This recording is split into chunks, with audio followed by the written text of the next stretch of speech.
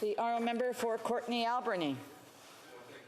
Madam Speaker, it's kind of like Groundhog Day. I mean, you've seen me come in here every week that we've been sitting this year to drag the government in here to talk about mental health, to talk about this epidemic that's happening in our country. And Madam Speaker, I was reading, it's not often that you'll hear me quote the Bible in the House of Commons, but talk about the parable of the unjust judge.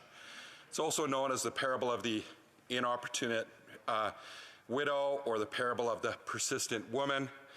It's one of the parables of Jesus which appears in the Gospel of Luke 18, verses 1 to 8. And it's in it, a judge who lacks compassion is repeatedly approached by a woman seeking justice.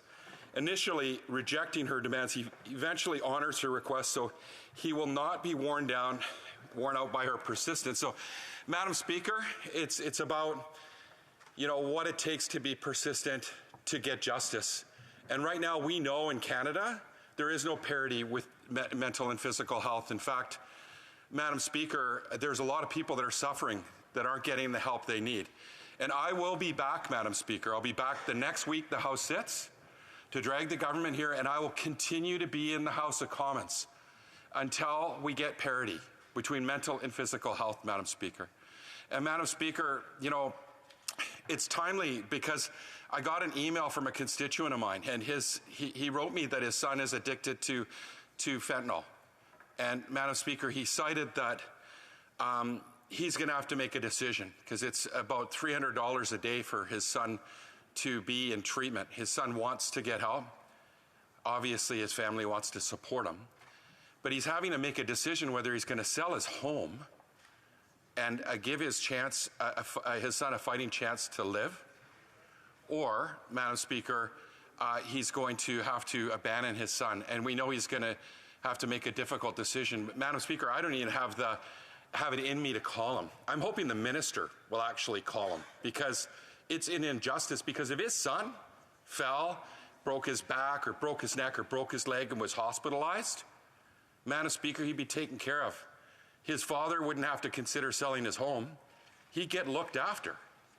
So this is absolutely a disgrace in a wealthy country like Canada, when we know that countries like Britain and France are spending about 12% of their healthcare budgets on mental health.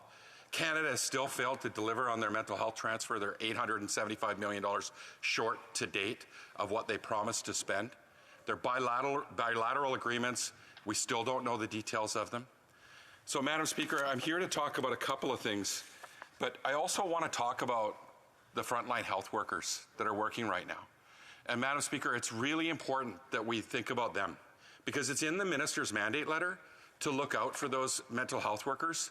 Right now, we know many of them are underpaid, and I could spend all day talking about them because they're critical to delivering the mental health services to people. In fact, I was in the pool this morning, I met a woman, and she said that here in Ontario, where they're spending about 3% on mental health, far shy of my home province, which is about 9%, that, she said that she's getting a 1% raise for the next 4 years, despite the fact that inflation is way higher, Madam Speaker. And what does she get for thanks? She gets a video from her executive director saying, "Great job, we appreciate you."